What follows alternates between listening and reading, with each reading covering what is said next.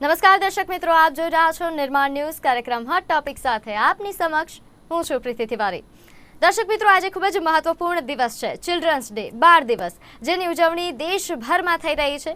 આપણને સૌને ખ્યાલ છે કે પંડિત જવાહરલાલ નહેરુ, આપણા દેશના પ્રથમ વડાપ્રધાન, કે જેમના જન્મ દિવસે આપણે આ દિવસની ઉજવણી કરીએ છીએ તેમની યાદમાં. કારણ કે ચાચા નહેરુ, એમનું ઉપનામ આપવામાં આવ્યું હતું ચાચા, કારણ કે ચાચા નહેરુને બાળકો સાથે ખૂબ પ્રેમ હતો, એટલે આ દિવસની ઉજવણી બાળ દિવસ તરીકે કરવામાં આવે છે. સમગ્ર દેશમાં આની ઉજવણી થતી હોય છે. આ દિવસની ઉજવણી પાછળનો હેતુ એ છે કે બાળકો, જે આપણા રાષ્ટ્રનું ભવિષ્ય છે, આપણા દેશનું ભવિષ્ય, કોઈ પણ પરિવારનું ભવિષ્ય પણ, ત્યારે આ બાળકો સાથે જોડાયેલી તમામ નાની મોટી બાબતો વિશે આપણે ચર્ચા કરી શકીએ, તેમની સાથે જોડાયેલી સમસ્યાઓ, તેમના સપનાઓ પર વિચાર કરી શકીએ. ત્યારે આજે આ વિષય પર ચર્ચા કરવી છે, આ દિવસની ઉજવણી કરવી છે ને એ પણ બાળકો સાથે ચર્ચા કરવી છે કે આ બાળકો આજના દેશ, આજના સમયના અને ભવિષ્યના આપણા રાષ્ટ્રના નાગરિકો, એમના માટે ભવિષ્ય, દેશનું ભવિષ્ય કેવા પ્રકારનું છે, એ પોતાના ભવિષ્ય વિશે શું વિચારે છે, તે બધી બાબતો પર ચર્ચા કરીશું. અને આ ચર્ચા કરવા માટે આજે મારી સાથે 4 તેજસ્વી તારલાઓ ઉપસ્થિત છે. મારી સાથે યંગેસ્ટ સોશિયલ વર્કર અને ખૂબ સારા એવા વક્તા મંત્ર સાંઘાણી છે. સાથે મારી સાથે આજે છે યંગેસ્ટ ઓથર આર્યા ચાવડા, કે જેઓ ફક્ત ઓથર નહીં, ખૂબ નાની ઉંમરે તેઓ ઇલ્યુસ્ટ્રેટર છે, સ્પીકર છે. આ ઉપરાંત એમના જે અચીવમેન્ટ્સની લિસ્ટ છે ખૂબ લાંબી છે, એ હું બધા અચીવમેન્ટ્સ તો ગણાવી પણ નહીં શકું. આ ઉપરાંત મારી સાથે 2 ખૂબ જ તેજસ્વી વિદ્યાર્થીઓ છે. આજે મારી સાથે ઉપસ્થિત છે આદ્વ્ય સેદાણી, કે જેઓ ટીપી કોમ્યુનિટીના એક્ઝિક્યુટિવ મેમ્બર તો છે, સાથે સાથે આપને જણાવું એમના વિશે કે એમને હાલમાં જ એક ડિબેટ કોમ્પિટિશનમાં, કોઈ નાની મોટી ડિબેટ કોમ્પિટિશનમાં નહીં, પરંતુ ઓક્સફર્ડ યુનિવર્સિટીની એક કોમ્પિટિશનમાં તેઓ સહભાગી થયા હતા. 20 દેશમાંથી એમણે ભારતને રિપ્રેઝેન્ટ કર્યું. આ ઉપરાંત પણ ખૂબ સારા એવા વક્તા છે.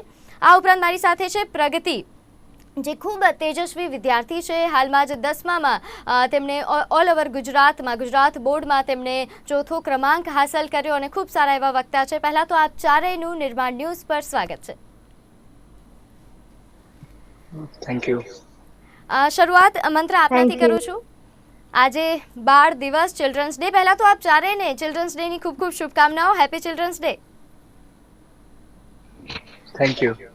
મંત્ર, આમ તો મેં શરૂઆતમાં વાત કરી કે આપણે ત્યાં બાળ દિવસની ઉજવણી આપણે શા માટે કરીએ છીએ, તેમ છતાં આપ જણાવશો બાળ દિવસની જે એક સાચી ઉજવણી છે કેવા પ્રકારની હોવી જોઈએ, શા માટે આપણે કરીએ છીએ, શું આજનો બાળક આ દિવસની ઉજવણીને સમજે છે?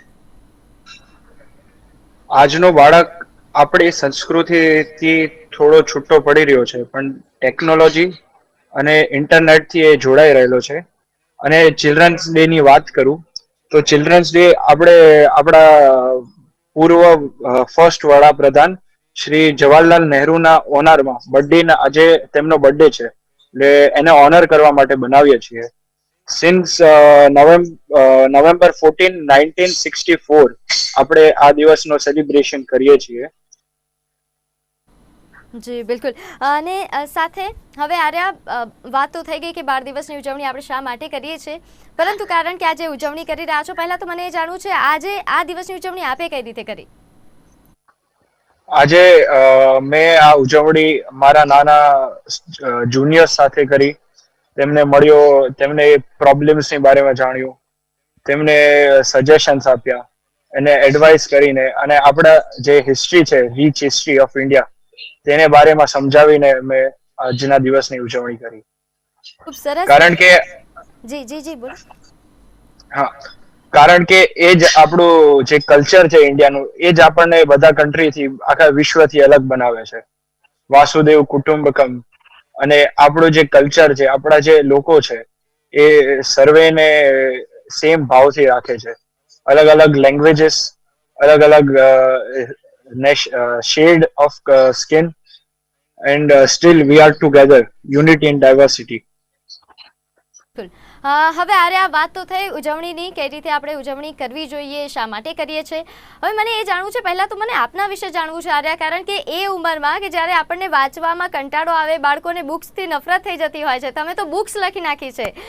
અત્યાર સુધીમાં કેટલી બુક લખી છે અને ક્યાંથી પ્રેરણા મળી આટલી નાની ઉંમરે બુક્સ લખવાની? जी थैंक यू ये क्वेश्चन पूछने के लिए।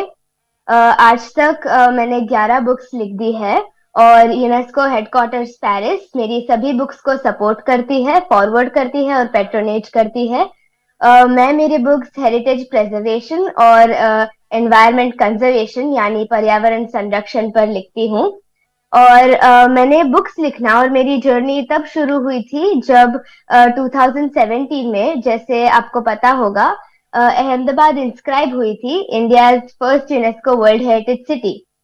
तो तब मैं बहुत क्यूरियस हुई थी और मैं बहुत इंस्पायर हुई थी, इसलिए मैंने अपने सिटी के हेरिटेज प्लेसेस को विजिट करना शुरू किया।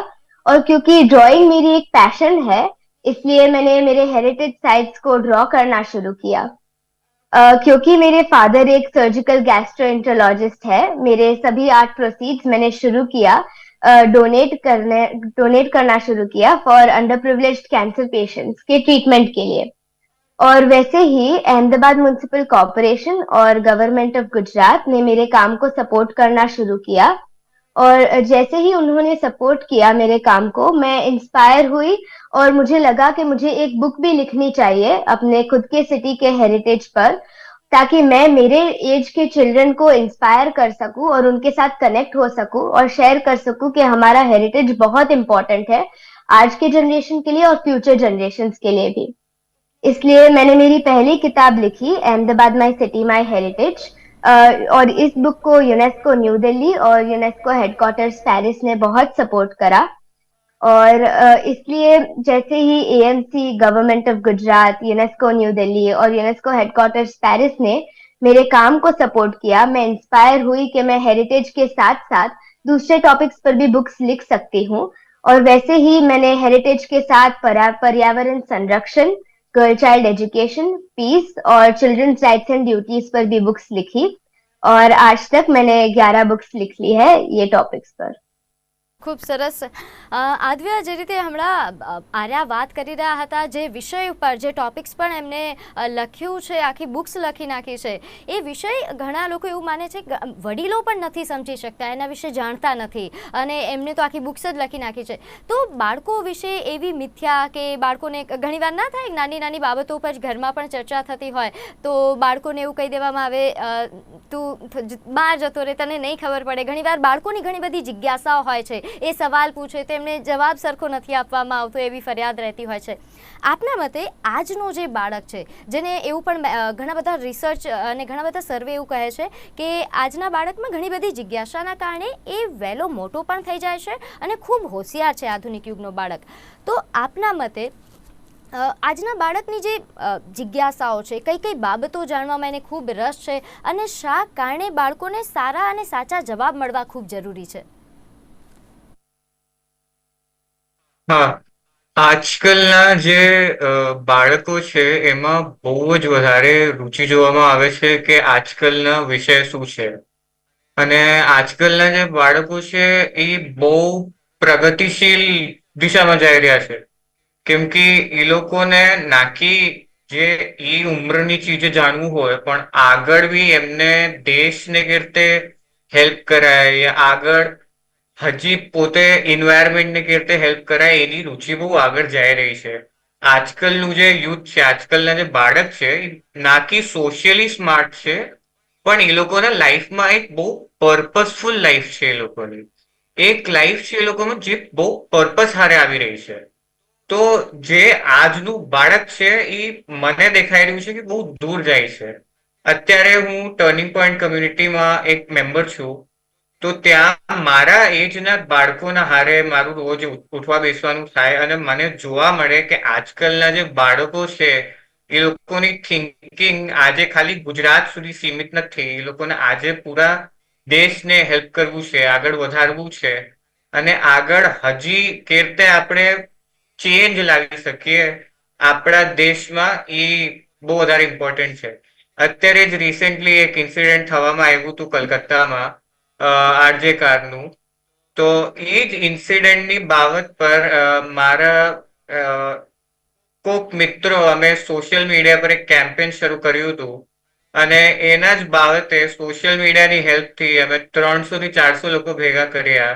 યુથ, એકદમ યુથ, મારા ઉંમરના 18 વર્ષ સુધીના લોકો અમે બધા ભેગા થયા. એક બેઠક રાખી રિવરફ્રન્ટના બાજુમાં, એક પીસફુલ કેન્ડલ માર્ચ અને પ્રોટેસ્ટ કર્યું. જે મને દેખાડવામાં આવે છે કે આજકાલનું યુથ બહુ વધારે જ એ બાબતમાં મેચ્યોર થઈ ગયું છે અને એને સોસાયટીની ફિકર છે, જે આ ઉંમરના હારે બહુ વધારે જ આગળ છે. બિલકુલ. આ ઉપરાંત પ્રગતિ, જ્યારે બાળકોની વાત આવે, બાળકોની સમસ્યાઓ વિશે જણાવશો, કારણ કે ઘણી બધી પ્રોબ્લેમ્સ આજકાલ બાળકોને થઈ રહી છે. ખાસ કરીને કોમ્યુનિકેશન પ્રોબ્લેમ ઘણા લોકોની ફરિયાદ હોય કે કારણ કે એજ ગેપના કારણે કોમ્યુનિકેશન નથી થતું, એના કારણે બાળકો ઘણા બધા નિરાશ પણ થઈ રહ્યા છે. તો બાળકો કયા કયા સમસ્યાઓનો સામનો કરે છે, કઈ કઈ પ્રોબ્લેમ્સ છે જે હાઇલાઇટ થવી જોઈએ બાળકોની?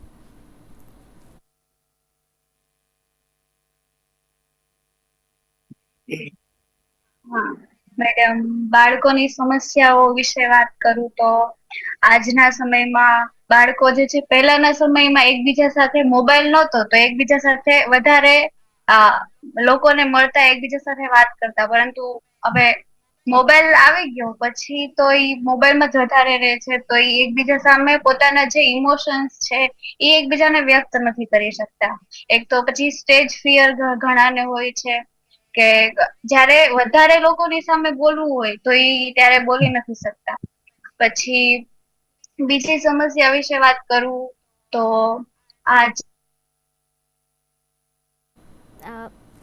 પ્રગતિ, માફ કરો, આપનો અવાજ કટ કરે છે તેમને. હા, એ આપની આ લાસ્ટ લાઈન ફરી એકવાર રિપીટ કરજો, આપનો અવાજ નતો આવતો. હા, હું કહું તો ચિલ્ડ્રન્સ જે છે હવે સોશિયલ મીડિયાને વધારે પસંદ કરે છે. તેમને હવે સામાજિક નથી ગમતું, એમને ફોન વધારે ગમે છે. એમના જે મોટા નાના નાની છે, દાદા દાદી છે, એમની જોડે વાત કરવું નથી ગમતું. એ મોબાઈલ લઈને બેસી જાય છે. પછી એમના મમ્મી પપ્પા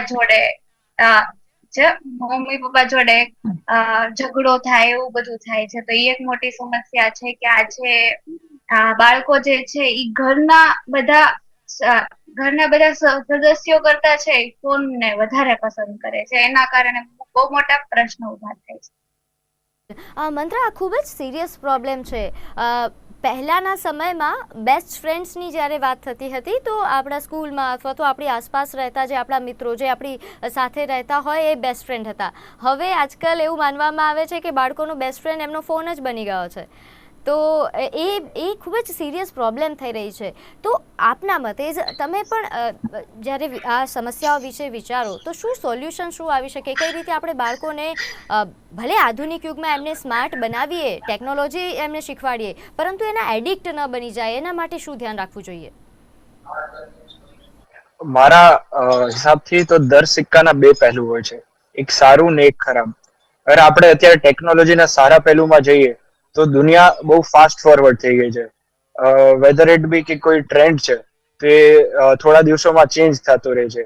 કઈ ન્યૂઝ છે તો જે પેલા દિવસો લાગી જતા જે ન્યૂઝને ખબર પડતા, તે ન્યૂઝ આજકાલ ફક્ત મિનિટોમાં આપણને જાણવા મળી જાય છે. અને અગર એના ખરાબ પહેલુની વાત કરું તો જેમ કોપેનલિસ્ટે કીધું કે આપણે એડિક્ટ થઈ જાય છે બાળકો. એની માટે હું વિચારું છું કે એમાં પેરેન્ટ્સનો પણ વાંક છે. કારણ કે જે એક નેગ્લિજન્સ આવી જાય છે એજ ડિફરન્સને કારણે, કે જે નાના બાળકો હોય છે એ ક્યુરિયસ હોય છે બહુ. એમને અતિશય નોલેજ લેવાની જરૂરત હોય છે. એમને જોતું હોય કે મને કંઈક નવી નવી નોલેજ મળે. પણ પેરેન્ટ્સ હોય એ તો કાં તો એને મનાવી દે અને કાં તો એમને કઈને સમજાવી દે. પણ જે મોબાઈલ છે એમાં તમે એકવાર ટાઈપ કરશો એટલે તમને બધી જ ઇન્ફોર્મેશન મળી જશે. એટલે તે બાબત છે. અને બીજી બાબત એવી છે કે મિત્રોની બારેમાં કહું તો આ જમાનામાં જેમ કેટલા ઇન્ટ્રોવર્ટ છે, જે પણ પોતાના થોટ શેર નથી કરી શકતા, તેમને મિત્રો છે તો કોઈ મિત્રો એવા હોય છે કે જે બધી ઇન્ફોર્મેશન લે ને એનું હાસ્ય કરે છે, અને કોઈ મિત્રો એવા હોય છે જે આપણને સમર્થન આપે છે, અને જે સમર્થન આપવા વાળા મિત્રો છે એ આ જમાનામાં ઓછા રહ્યા છે. બિલકુલ. એટલે એ ભાવના હવે જગાડવાની જરૂર છે, સાચી મિત્રતા શું છે એ સમજાવવાની જરૂર છે. એના માટે આર્યા ખૂબ ઘણા બધા સિરિયસ ટોપિક્સ પર આપે બુક લખી છે, તો આપને આ જે બાળકોની સમસ્યાઓ છે એના વિશે આપ શું વિચારો છો? આનું શું સોલ્યુશન આવી શકે કે બાળકોને ટેકનોલોજીનું આપણે જ્ઞાન પણ આપીએ પરંતુ એના એડિક્ટ ન બને, સાથે જે બીજા જે ખાસ કરીને જો વાત કરીએ જે આદર્શો છે, પરિવાર સાથે રહેવાની જે બાબતો છે જે હવે ધીરે ધીરે દૂર થઈ રહ્યા છે પરિવારથી બાળકો, તો એને કઈ રીતે આપણે પાસે લાવી શકીએ?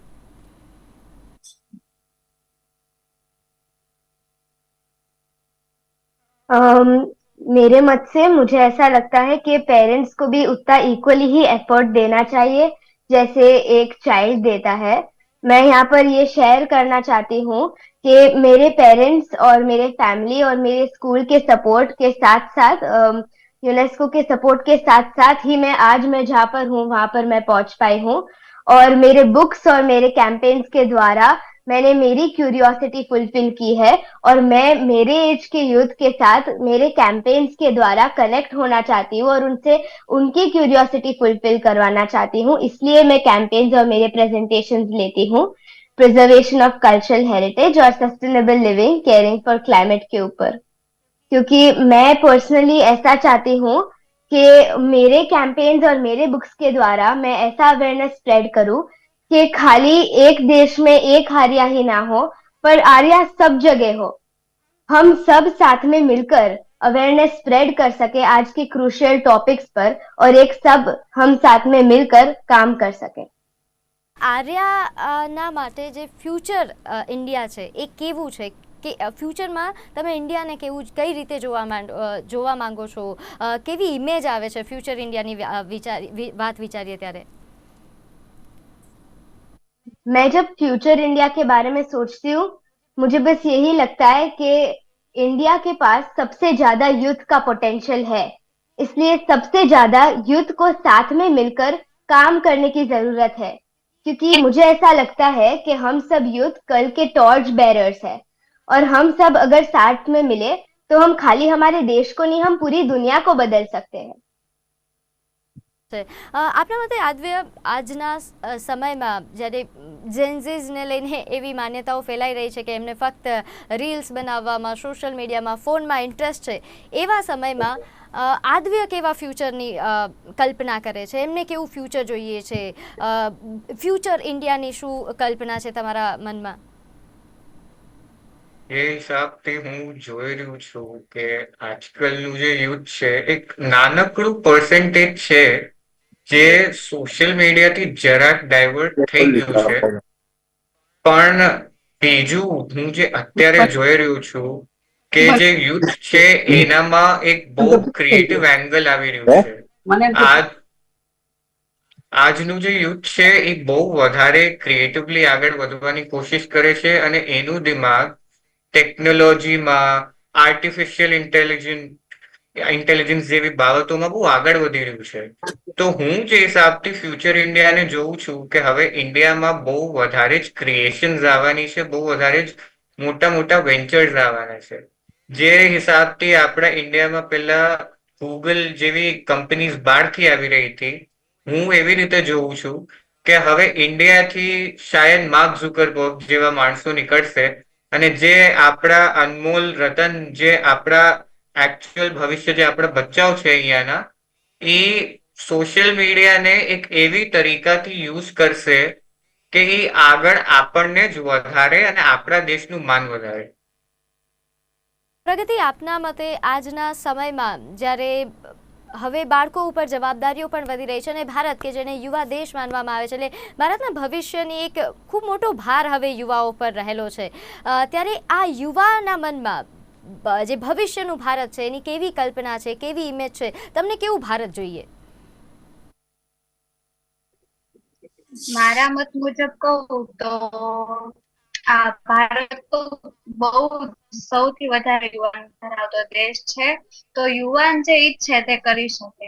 અત્યારે ભારત વિકાસશીલ દેશ છે, યુવાન એવું ઈચ્છે કે અમે આ બધું સોશિયલ મીડિયા છે, તમે હમણાં કીધું એમ રીલ્સ બહુ બનાવે છે, એ બધાને ઓછું મહત્વ આપીને પોતાના એજ્યુકેશન ઉપર, ટેકનોલોજી ઉપર વધારે ધ્યાન આપે તો તે જાપાન કેમ આજે વિકસિત દેશ છે અને ખૂબ જ પ્રગતિ કરી રહ્યો છે, તો તેવી જ રીતે તે યુવાનો જે ટેકનોલોજી ઉપર પછી એજ્યુકેશન ઉપર વધારે ને વધારે પ્રોગ્રેસ કરીને આગળ વધશે તો ભારત જે છે એ વિકસિત દેશ બની શકે.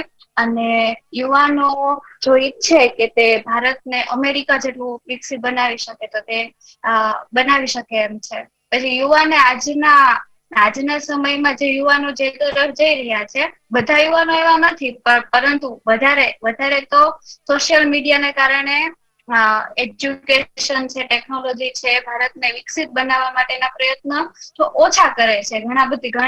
ઘણી જગ્યાએ યુવાનો વધારે કરે છે, પણ બધા જો યુવાનો એવું કહે, એવું તે સમજે કે આપણે ભારતને એક વિકસિત દેશ બનાવવો છે અને ભારતને પ્રોગ્રેસ કરાવી છે, તો તે ધારે તો તે પ્રોગ્રેસ કરી શકે. અને હું એવું ઈચ્છું છું કે ભારત જે છે એ ભવિષ્યમાં એક ખૂબ જ સારું વિકસિત દેશ બને. અત્યારે વિકાસશીલ છે તે વિકસિત બને. અને આજે જે ભારતમાં ગરીબી છે તો તે યુવાનો જો ટેકનોલોજીનો વિકાસ કરે તો રોજગારી પણ મળી શકે અને ગરીબી ઘટતી જાય, ધીમે ધીમે રોજગારી વધે અને ભારત જે છે સમૃદ્ધ દેશ બને. હું એવું ઈચ્છું છું. બિલકુલ. મંત્ર, આપના મતે ભવિષ્યનું ભારત, અને સાથે મને એ પણ જાણવું છે કે આપના ફ્યુચર ગોલ્સ શું છે? આપ શું વિચારો છો કે ભવિષ્યમાં જ્યારે એક જવાબદારી તમારી ઉપર આવે તો તમે કઈ રીતે જવાબદારીઓને નિભાવશો? તમારું યોગદાન ભારતને વિકસિત બનાવવામાં કે ભારતને હજુ ઉજ્જવળ બનાવવામાં શું રહેશે? આપણે કઈ પણ વાતની સ્ટાર્ટ કરીએ તો આપણે એના રૂટ્સ થી ચાલુ કરવું પડે. એટલે કે જે આપણા દેશમાં થોડા એવી ડાયરેક્ટલી તો નહીં કહું, પણ કેટલી એવી વસ્તુ છે જે અંદર રૂટ ગળાવીને બેસી ગઈ છે. અગર હું મારા મતેથી કહું તો પેલા એ રૂટ્સ ને કાઢશું ત્યારે આપણો દેશમાં સાચી વિકસિત થશે. કે ઉપરથી સપોઝ કે 100 રૂપિયાનું ડોનેશન આવ્યું હોય તો નીચે પહોંચતા એ 50 રૂપિયાનું, 40 રૂપિયાનું રહી જાય છે. તો વચ્ચેનો જે છે એ ક્યાં જાય છે? યુથ ડેવલપમેન્ટ તો થતું નથી એનાથી. શું થાય છે એનો? અને હું મારા ફ્યુચર ગોલ્સની વાત કરું તો મારે કંઈક એવું કરવું છે જેનાથી આપણા દેશને ફાયદો થાય, ના કે મને થાય, ના કે મારા જેબ ભરાય. મારે એવું જોતું છે કે આપણું દેશનું એક ઇમ્પેક્ટ પડે, દેશનું એક નામ પડે. કે જેમ અત્યારે અમેરિકાને મહાસત્તા કરે છે, કેમ આપણે એટલા શોર્ટ ટાઈમમાં તો મહાસત્તા થવું પોસિબલ નથી, પણ ક્યાંય ને ક્યાંય રેસ તો ચાલુ થઈ ગઈ છે ઇન્ડિયાની મહાસત્તા માટે. એમાં હું યોગદાન આપી શકું એવું કંઈક કરવાનો વિચાર છે. બિલકુલ. આપ ચારે એટલી ખૂબ જ મેચ્યોર વાત કરી રહ્યા છો ને એ મુદ્દાઓ રાખી રહ્યા છો જે આજના વડીલ ને પણ સમજવામાં ઘણીવાર મુશ્કેલી થાય. પરંતુ હવે મને એ જાણવું છે કે જ્યારે તમે આટલા બધા સિરિયસ છો તો આર્યા પહેલા શરૂઆત આપનાથી કરવી છે. શું બનવું છે? ઓથર તો તમે બની ગયા છો, પરંતુ હવે ભવિષ્યના શું પ્લાન છે? तो ऑथर के साथ प्रेजेंटली मैं कैंपेन्स लेती हूँ प्रिजर्वेशन ऑफ कल्चरल हेरिटेज और sustainable living caring for climate पर. और मैं मेरे कैंपेन्स लेती हूँ यूनिवर्सिटी, स्कूल्स और ऑर्गेनाइजेशंस के साथ, और मैंने आज तक 150 प्लस यूनिवर्सिटीज के साथ कनेक्ट किया है. और मैं फ्यूचर में ये चाहती हूँ कि अभी तो मैंने खाली 50,000 प्लस यूथ के साथ में कनेक्ट किया है, पर मैं ज्यादा से ज्यादा यूथ के साथ कनेक्ट होना चाहती हूँ, उनके साथ कोलैबोरेट होना चाहती हूँ. और मैं उन्हें यह अवेयरनेस स्प्रेड करना चाहती हूँ कि हमें हमारे पर्यावरण को बचाने के लिए और हेरिटेज को प्रिजर्व करने के लिए हर एक इंसान की जरूरत है. इसलिए मैं मेरा काम ज्यादा आगे बढ़ाना चाहती हूँ. આદ્વ્ય, ભવિષ્યમાં આદ્વ્ય શું બનવા માંગે છે? કઈ એ હોદ્દા પર જોવા માંગે છે આદ્વ્ય પોતાને? ભવિષ્યમાં સૌથી પહેલા તો મારે એક લોયર બનવું છે, તાકી હું દેશના લીગલ સિસ્ટમમાં એક સરખી રીતે કોન્ટ્રીબ્યુશન આપી શકું. અને સાથે સાથે મારે ઓન્ટરપ્રિનોરશિપમાં બી ઇન્ટરેસ્ટ છે, તો ઈ કન્ટિન્યુ કરવા હું માંગીશ. અને ઘણા વર્ષોથી હું એક સોશિયલ વર્કર પણ છું. તો મારું લાઈફમાં એકાદ માઇલસ્ટોન ઈ છે કે આપણા દેશમાં જે ઓર્ફન્સ છે, મારું એ લોકો હારે ઘણીવાર ઇન્ટરેક્શન થાય તો હું એ લોકોને જોઈ શકું કે એ લોકો કે આ પ્રોબ્લેમ્સ થી ગુજરી રહ્યા છે. તો મારા લાઈફમાં એક માઇલસ્ટોન રહેશે કે એક એવી ફાઉન્ડેશન બનાવું જે ઇન્ડિયામાં ઓર્ફનેજીસને સપોર્ટ કરી શકે અને ક્લીનલી વગર કોઈ કરપ્શને જેટલા ઓર્ફનેજીસ ઇન્ડિયામાં છે એને હેલ્પ કરીને આપણા જે ત્યાં બાળકો છે એને બેસ્ટ ફેસિલિટીઝ આપીને વર્લ્ડ લીડર્સ બનાવે અને આગળ જઈને આપણા દેશથી સારા એવમ માણસો નીકળે જે પેલા પોતાના સ્ટેટસ અને બેકગ્રાઉન્ડના વજહથી પાછળ પડી જતા હતા, એ આગળ વધે જઈને. એ જ મારું ગોલ રહેશે ફિલહાલ તો. આપને શું બનવું છે?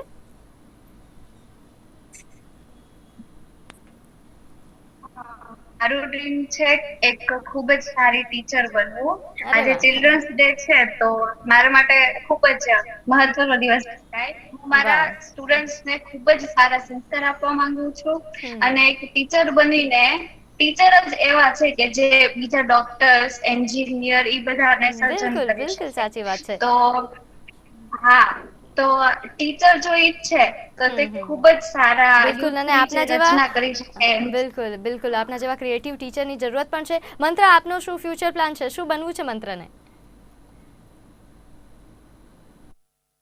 હું વિચારું છું કે એગ્રીકલ્ચરના ફિલ્ડમાં જે આપણું દેશનું જે મૂળ હતું, સોનાની ચીડિયા કહેવાતી આપણું દેશ, કે એગ્રીકલ્ચરના ફિલ્ડમાં હું જાઉં તે આપણા દેશ માટે પણ સારી બાબત રહેશે. અને આપણા પૂર્વ પ્રધાનમંત્રી શ્રી લાલ બહાદુર શાસ્ત્રીએ પણ કીધું છે, જય જવાન જય કિસાન. તે વાતને પણ હું સપોર્ટ કરું છું. અને પ્રગતિજીએ એમ કીધું કે ટીચર બનવાનું વાત કરે છે, તો તે વાતને પણ હું સપોર્ટ કરું છું. કારણ કે ટીચર એવું છે કે જે નાના બાળકોની ઘડાઈ કરે છે, કે જે આજકાલના પેરેન્ટ્સ છે તે ફાઇનાન્શિયલ મેટર કે કોઈ પણ મેટરથી ઘરે બાળકો પર એટલું ધ્યાન નથી આપી શકતા, ત્યારે એક ટીચર જ હોય છે જે બાળકોની ઘડાઈ કરે છે. મહેમાનો અમારી સાથે જોડાયા, ખૂબ મહત્વપૂર્ણ વાતો આપે શેર કરી, તે બદલ આપનો ખૂબ ખૂબ આભાર. તો દર્શક મિત્રો, સાંભળ્યું, આમાંથી કોઈને ડોક્ટર કે એન્જિનિયર નથી બનવું. જેવી રીતે એક સમય હતો ને કે બાળકોને પૂછીએ અથવા તો માતા પિતાને પૂછીએ કે શું બનાવવું છે કે શું બનવું છે તમારા બાળકને, તો જવાબ એ જ આવે કે ડોક્ટર બનવું છે, એન્જિનિયર બનવું છે. એના સિવાયના રસ્તાઓ કોઈ વિચાર્યા જ નહોતા. પરંતુ આ આપણા દેશનું ઉજ્જવળ ભવિષ્ય છે, જે દરેક ક્ષેત્રનું વિચારે છે, આપણા દેશના વિકાસનું વિચારે છે. અને આમની વાતો સાંભળીને લાગે છે કે આપણા દેશનું ભવિષ્ય ખૂબ જ ઉજળું છે. ત્યારે આ દિવસની આપ સૌને પણ ખૂબ ખૂબ શુભકામનાઓ. આ બાળકોને તો હેપી ચિલ્ડ્રન્સ ડે, પરંતુ આપણી અંદર પણ એક નાનકડું બાળક રહેલું છે, એના માટે પણ આપ સૌને હેપી ચિલ્ડ્રન્સ ડે. હાલ કાર્યક્રમમાં બસ આટલું જ. આપ જોતા રહો નિર્માણ ન્યૂઝ. નમસ્કાર.